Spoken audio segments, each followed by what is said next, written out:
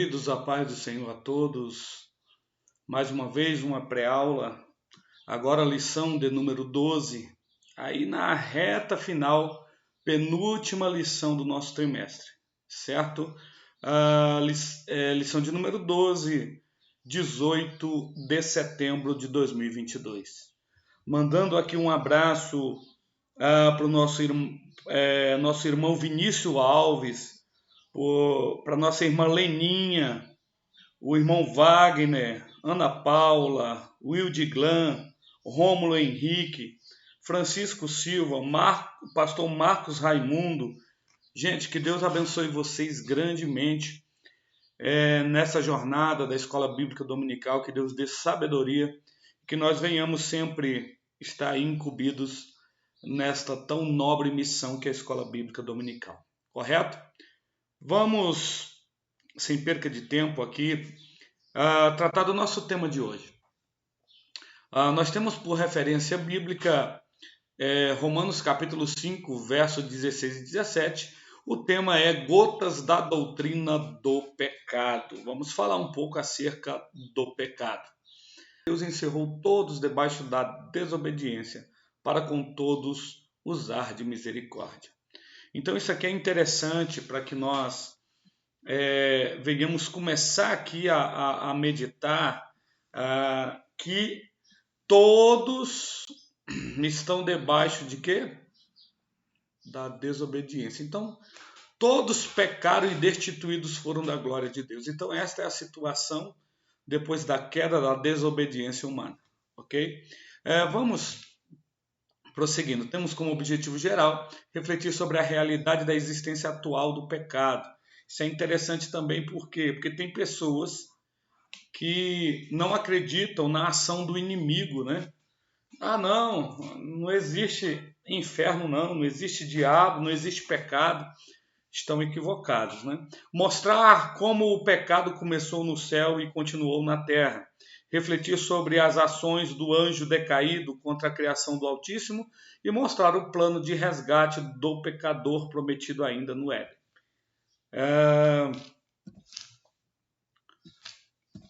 Então, tópico primeiro, o local do pecado e seus agentes. Em primeiro lugar, tem muita gente que quando a gente faz a pergunta, aonde se originou o pecado? E automaticamente as pessoas falam assim, lá no Éden. Lá no Éden. Mas só que estão o quê? Equivocados. Por quê? Porque não foi no Éden. Nós bem sabemos que o pecado se originou aonde? No céu. Né? Mas antes de tratarmos diretamente sobre a queda de Lúcifer, nós vamos falar sobre definição. Eu gosto sempre, irmão, de trazer definição. Por quê? Porque na definição, porque nós não conseguimos assimilar o que é sem antes conceituarmos, sabermos o conceito. Então, a definição da palavra pecado origina-se do grego, armatia, que sugere errar o alvo, desviar-se do rumo. Então, hoje, o pecado é tudo aquilo que desagrada a vontade de Deus. Tudo aquilo que é contrário à vontade de Deus, toda a ação que você pratica, contra a vontade de Deus, que vai contra a palavra de Deus, isso é pecado.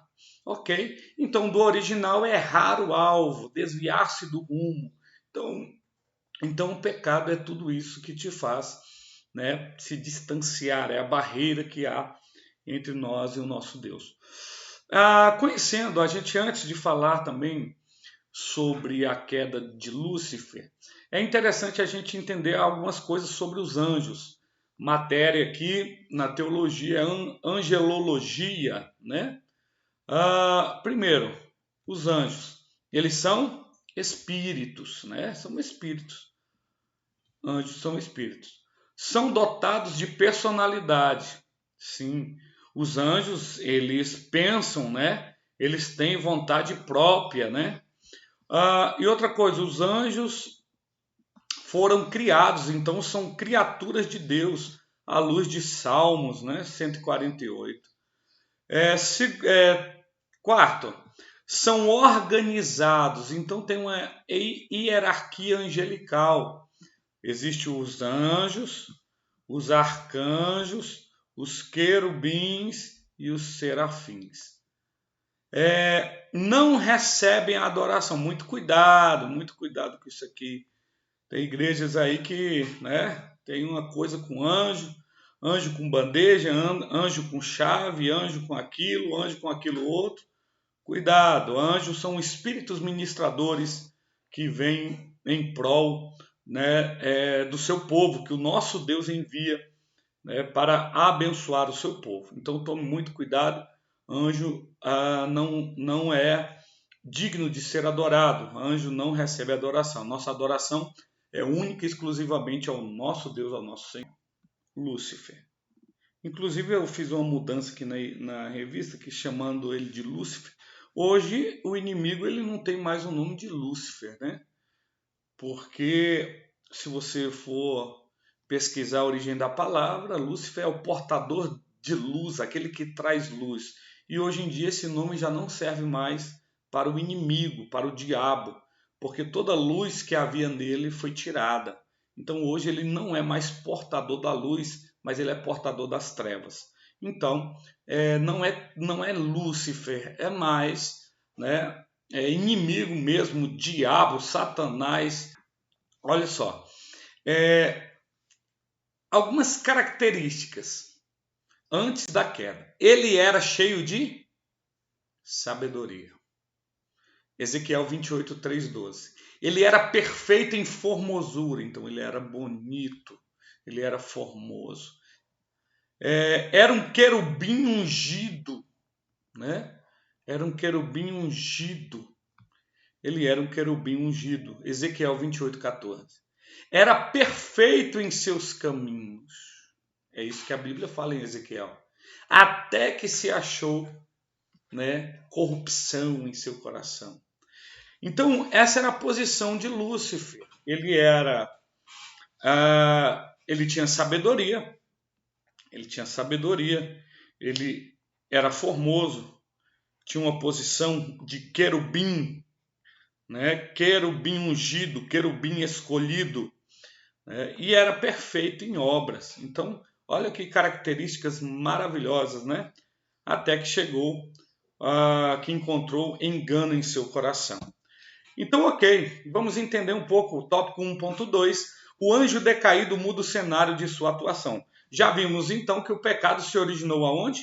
O pecado se originou no céu. Lúcifer, o portador da luz, ele tinha toda a regalia, ele era formoso, era sábio, era perfeito no céu, até que se achou, né, altivez, pecado em seu coração. Então, no céu, algumas características dele, né? Ele era tudo isso, mas aí ele falhou. E foi encontrado em seu ser o quê?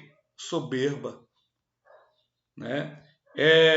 Ele foi prepotente, ele foi enganador. Por que ele foi enganador no céu?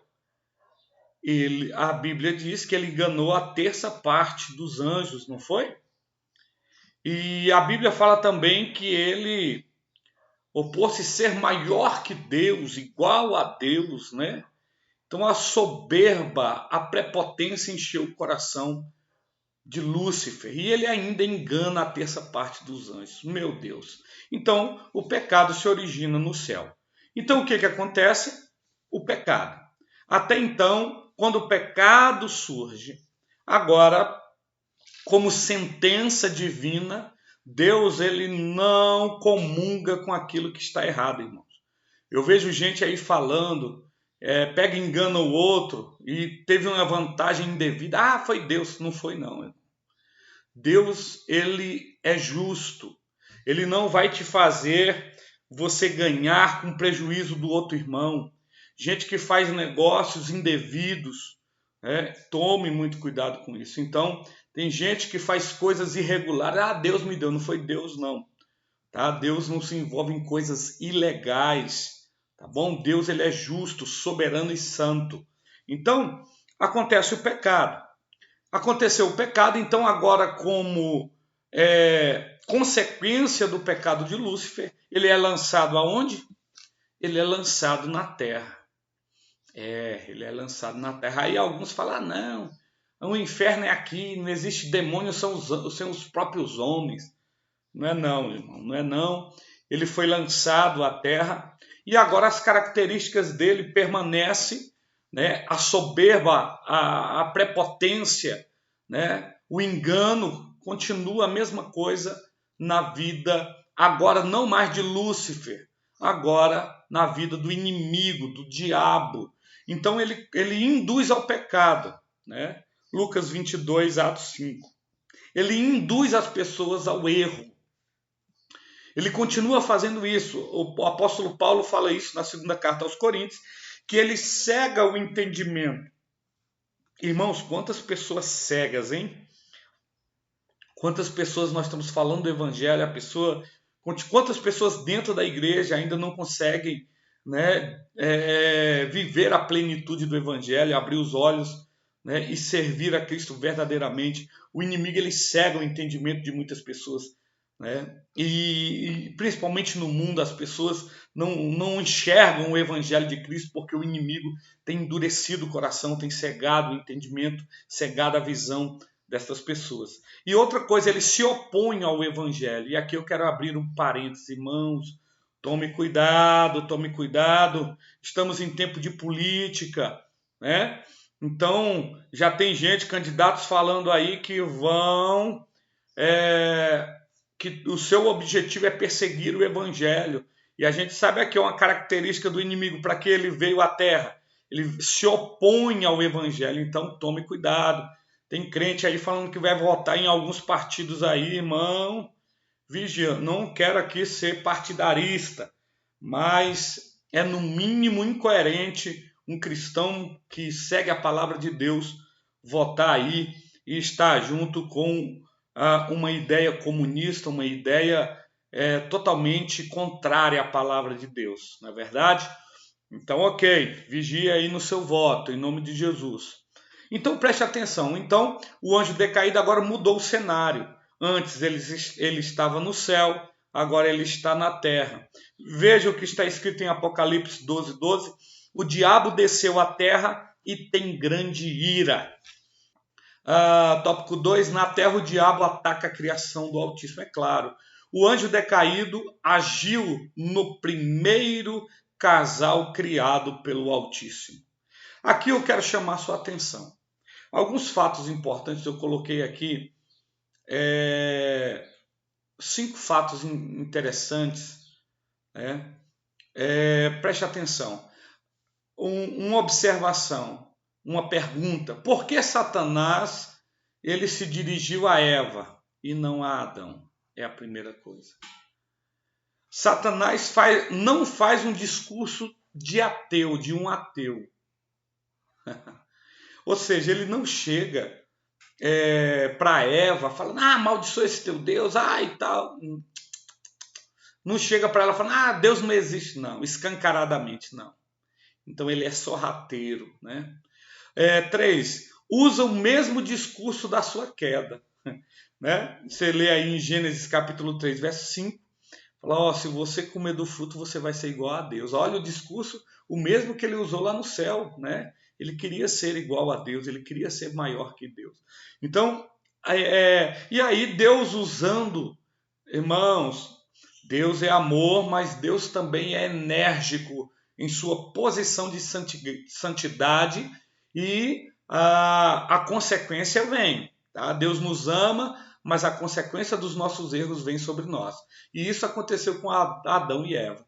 Em Gênesis 3, 23, você vê que eles são expulsos do Éden. Olha que interessante, né? O inimigo ele foi o quê? Expulso do céu, né?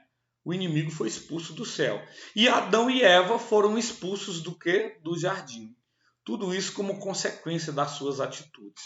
Tome muito cuidado. Então, Por que Satanás vai a Eva e não a Adão? É interessante isso. Existem várias questões aqui. Não é porque Eva era fraca e Eva não sabia de nada. Não é por isso não, irmão. Tem gente que minimiza a mulher. Desde aqui, dessa passagem, quando a mulher ela dá ouvidos aqui à serpente. Então, por isso que até na cultura judaica você vê a mulher um pouco menosprezada. Isso é notório e você observa isso nas escrituras, né? Mas era dentro da cultura. Mas Deus em si, você vê o ministério de Jesus, Jesus chamando as mulheres, Jesus rompendo aí, quebrando paradigmas, né? Então a gente não pode ter e falar, a mulher é inferior ao homem, tal, a mulher tem que estar, né, sobre os pés do homem. Cuidado, ser submisso não é ser tapete, né? Temos que agir com sabedoria acerca disso. Então, mas a serpente vai a Eva porque Adão ele tinha sido instruído pelo próprio Deus para não comer. E para a serpente, se ela fosse a Adão, seria mais difícil, né? Seria mais difícil, porque o Senhor deu essa administração, o Senhor deu essa ordem a Adão. Depois, ali com a sua adjuntora, Eva também tinha que estar nesse mesmo propósito, mas deu ouvido à serpente e então o inimigo sorrateiro já descobriu. Isso a gente entende que ele é observador. O inimigo é observador. Isso aqui demonstra para nós que ele observa. Se você tem problema com dinheiro, ele vai atuar na área financeira, se você der lugar. O inimigo, se você tem problema na área sexual, se você tem problema na área que você tiver problema, é a área que o inimigo vai o quê? Vai atacar. Então, feche essas portas, né?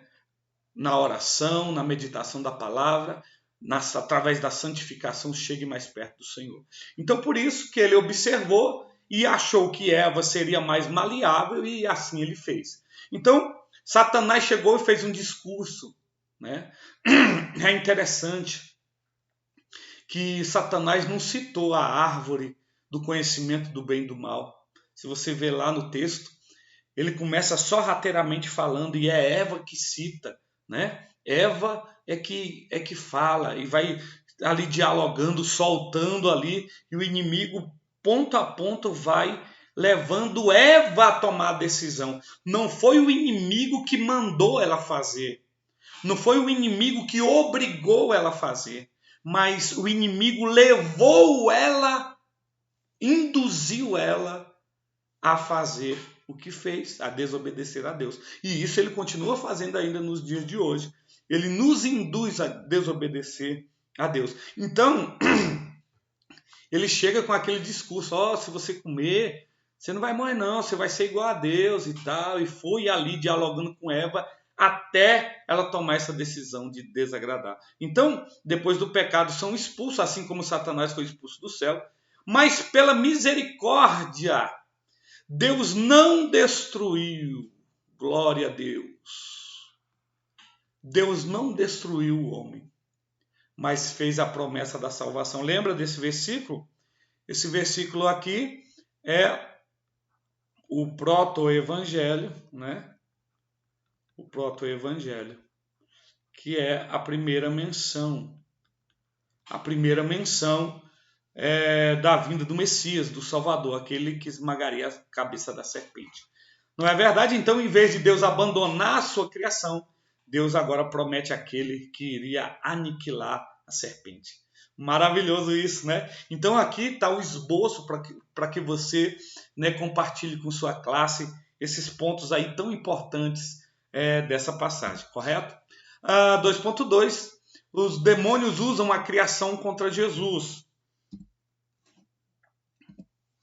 É muito notório, os leitores da Bíblia veem que Jesus ele expulsou vários demônios. Exemplo é Maria Madalena, a Bíblia fala que expulsou 7 demônios. Endemoniado de Gadareno, na sinagoga, um demônio mudo, né, em Lucas. E Jesus também ele dá essa autoridade a quem? Aos seus discípulos.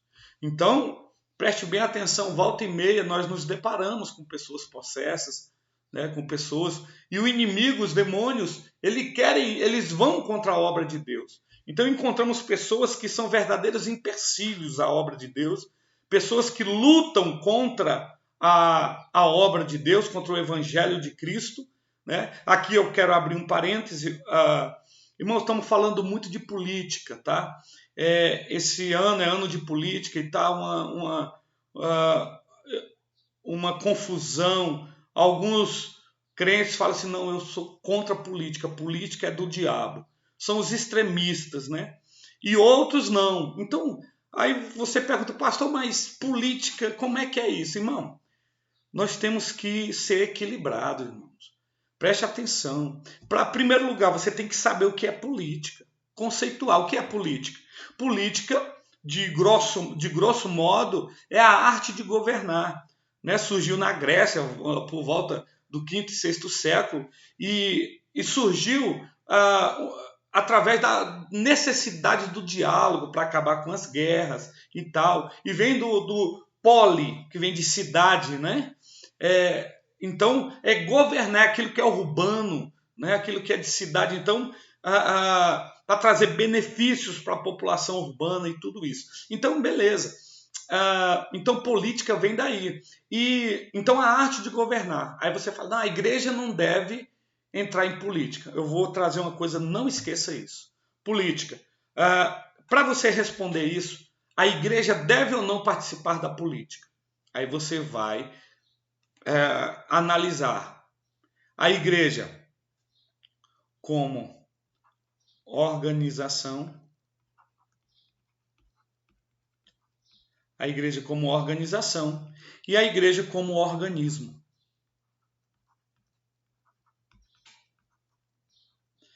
Como organismo. Então, a igreja como organização, ela precisa do homem. Ela tem pastores, ela tem a denominação. Ela tem estatuto, ela tem, entendeu? Ela tem tudo isso, porque ela é uma organização. E ela sendo uma organização, ela precisa de quê? Ela está sobre a lei. A lei de quê? A lei, né, do país onde você vive. A lei dos homens, vamos colocar assim. A lei dos homens. Então, se hoje a nossa Constituição, no artigo 5º, nos dá liberdade de culto, né?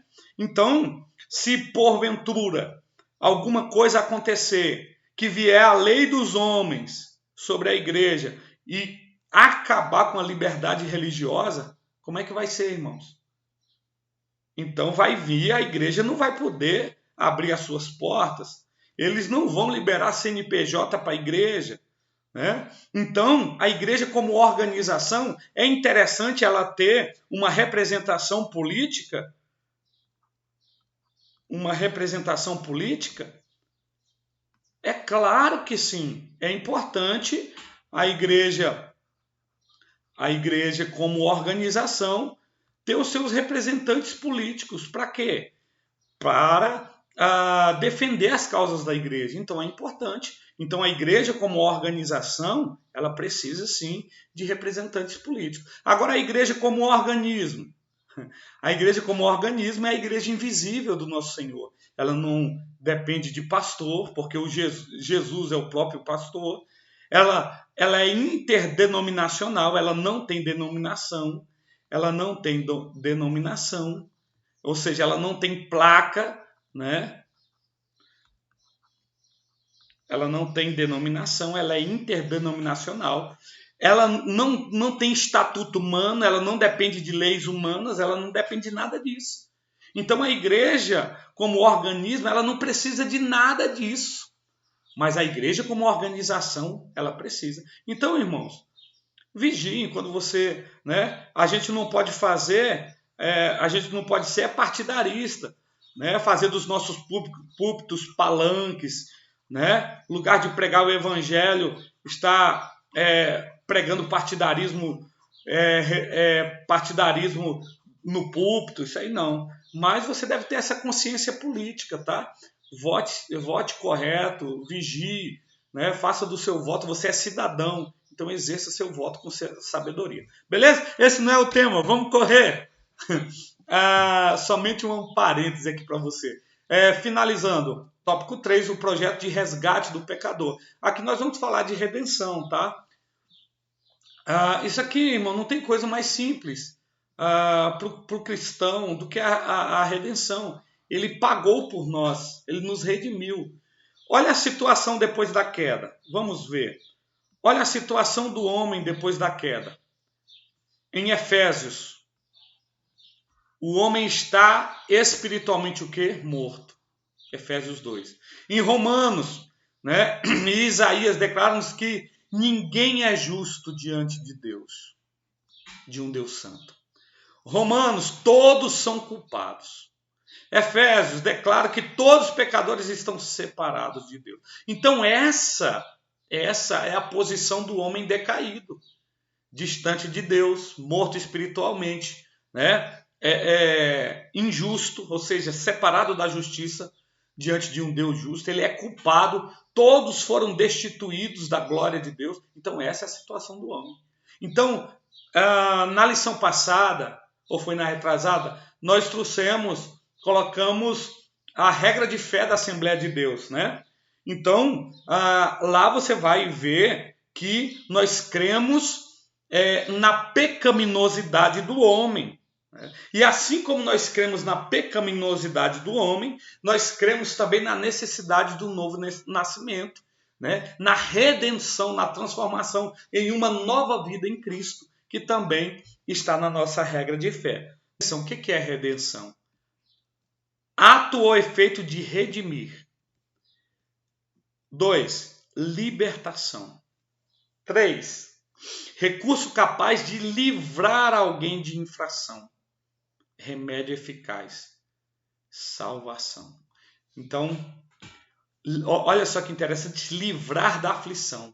Livrar de uma pena. Nós estávamos condenados, mas o Senhor nos redimiu. Se cremos na pecaminosidade do homem, também cremos na sua redenção, que é a expressão máxima. O que é a redenção? É a expressão máxima do amor de Deus, que deu seu único filho, né? O pecado trouxe grandes prejuízos à humanidade. Foi o slide anterior que nós vimos. Mas através do plano de redenção, nosso Pai envia seu filho para nos redimir. Paulo afirma, onde abundou, gosto muito desse versículo, onde abundou o pecado, superabundou a graça. Oh, glória! Então, onde o pecado pensou que reinou, a graça, a redenção do Senhor nos alcança. Amém? Glória a Deus. 3.2, Jesus consumou o projeto de resgate. Tem algumas religiões que falam que a obra de Jesus foi incompleta. Mentira do diabo. A obra do Senhor foi completada. Por isso ele anunciou e ele declarou com alto e bom som: está o quê? Consumado. Ele não falou irá se consumar, não. Ele falou está consumado. Ponto final. No Antigo Testamento teria que haver o quê? Sacrifício, não é? Pelo pecado, derramamento de sangue. Isso está em Levítico 4:4. O Cordeiro de Deus deve ser sem mácula. O Cordeiro deveria ser sem mácula. Isso em uma visão do Antigo Testamento, né? O Cordeiro tinha que ser sem mácula, sem mancha, não é isso? Jesus hoje é o nosso Cordeiro Pascual, o qual não tem pecado, mas por seu sangue ele nos redimiu. Ou seja, no lugar daquele Cordeiro do Antigo Testamento, Jesus hoje é o nosso Cordeiro, que foi imolado, o sangue foi espargido sobre o altar, foi humilhado, né? Mas do alto da cruz, oh aleluia, do alto da cruz ele declarou, está consumado.